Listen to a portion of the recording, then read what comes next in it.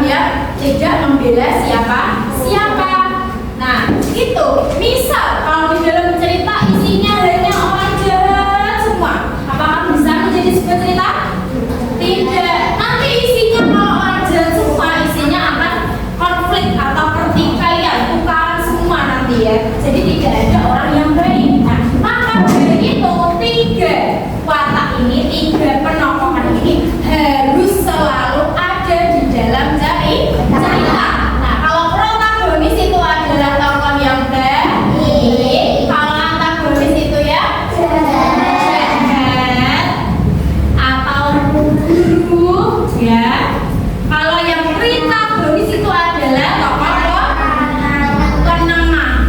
Penengah itu apa? Apakah kalau yang protagonis dan antagonis sedang berantem dia di tengah-tengah diam saja? Ya? Enggak. Dia adalah seseorang yang bersifat mendamaikan. Ya. Kalau yang protagonis dan juga antagonis ini lagi berantem, misal ya contoh Azil dan juga Fatir sedang berantem. Dia memperebutkan memperebutkan pulpen, ya, memperebutkan pulpen, di mana pulpen itu adalah miliknya Ferdi. Ya. Jadi itu kenapa mau diperebutkan? Nah, setelah itu datanglah Nabil. Nabil datang membawa sebuah jalan banget sih. Nah, membawa sebuah hikmah. Nah, ya, dia datang. Kenapa kau berantem? Ini loh bukan punya kamu berdua pulpennya.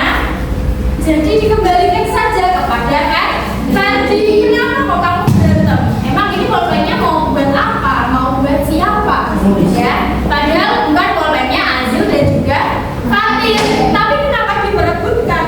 Ya, gitu. Nah, itu berarti yang Azil itu mau dipakai untuk menulis, tapi yang Fatir mau dipakai bermain. Nah, tokoh Azil ini yaitu protagonis apa antagonis? Protagonis. Tokoh Fatir di cerita itu yaitu antagonis. Ya. Dan tokoh Nabil di situ apa? Protagonis. Dia pemisah. Ya. Kalau Ferdi apa tokohnya?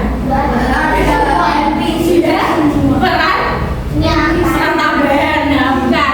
Dia protagonis, kan dia yang punya. Dia kan itu masih pinjam ke Azil. Jadi dia protagonis. Dan tambah seorang Fatir ya, yang ingin mengambil pulpennya untuk bermain, tidak boleh karena pulpen itu untuk menulis. Nah, gitu. Nah, itu namanya baik, jahat, dan juga menengah. Ini jahatnya bukan yang jahat gitu loh ya. Tapi ya itu termasuk antagonis juga.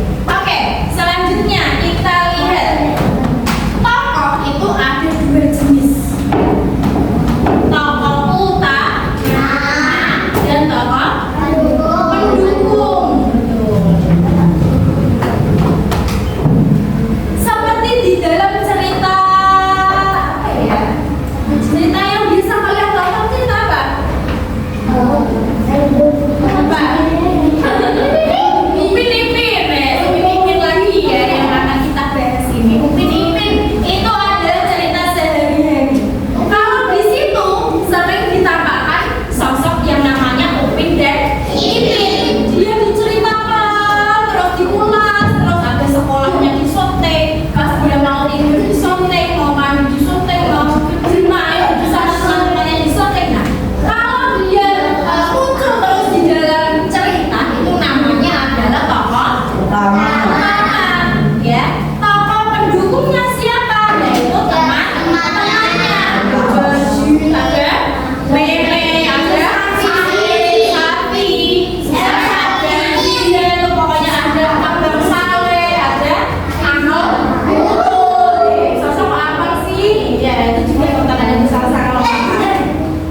Ya, karena tontonan paling aman gitu ya, anti yang lain. Nah, itu namanya tokoh pendukung. Tugas dari tokoh utama itu adalah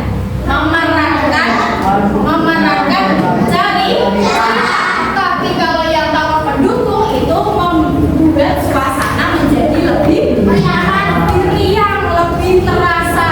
Ya. Misal kalau isinya cuma Upin dan Ipin berdua, tok kemana-mana disotek, mau sekolah Upin Ipin, semuanya disoteknya Upin Ipin tok. Apakah bosan apa enggak?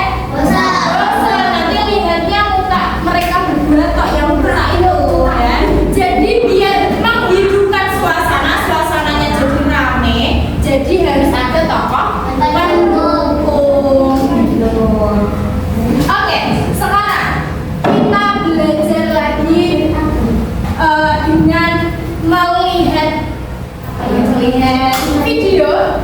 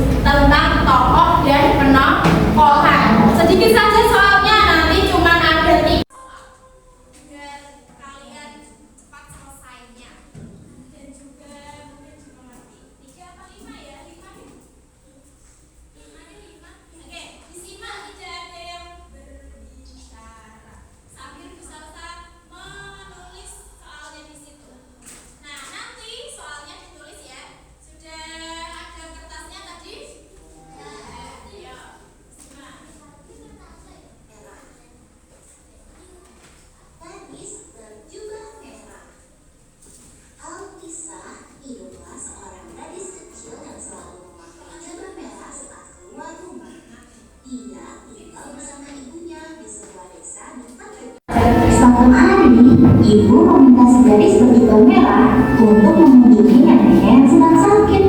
Ia pun segera pergi untuk menemui sang nenek yang tinggal di tengah hutan dengan membawa kue buatan ibu. Ibu berpesan agar gadis berjubah merah hati-hati dan tidak berbicara dengan orang yang tidak dikenal. Si gadis berjubah merah sangat menikmati perjalanannya menyusuri hutan sambil bernyanyi dengan riang. Dia tidak menyadari bahwa ada yang sedang menyukainya. Tiba-tiba dari balik pohon muncul seekor serigala besar yang menghampiri si gadis berjubah merah.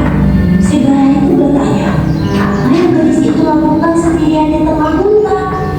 Si gadis berjubah merah lupa akan pesan-ibunya untuk tidak berbicara kepada orang asing. Gadis berjubah merah pun mengatakan bahwa dia akan menemui neneknya yang tinggal di tengah hutan. Serigala yang licik lalu mendengar si gadis berjubah merah dengan niat jahat di benaknya. Sang serigala buru-buru mendatangi rumah nenek. Sesuai dengan rencananya, serigala sampai lebih dulu di rumah nenek dan langsung mengetuk pintu. Nenek yang mengira cucu yang dinantinya telah tiba pun langsung membukakan pintu. Begitu pintu dibuka, serigala langsung melompat dan menentang nenek. Asalkan memberikan perlawanan, nenek akhirnya terjatuh dan pingsan. Serigala langsung menemukan nenek ke dalam rumah. Serigala lalu menyamar sebagai nenek. Dia menggunakan pakaian dan perangkat yang biasa digunakan nenek dan mengubah nada suaranya seperti suara nenek. Beberapa waktu kemudian, si gadis berjubah merah datang dan mengetuk pintu. Serigala yang sedang menyamar sebagai nenek pun berpura-pura tidur. Setelah beberapa kali mengetuk pintu dan tidak mendapat jawaban, si gadis berjubah merah akhirnya masuk dan langsung menghampiri nenek yang terbaring di tempat tidur. Namun, si gadis berjubah merah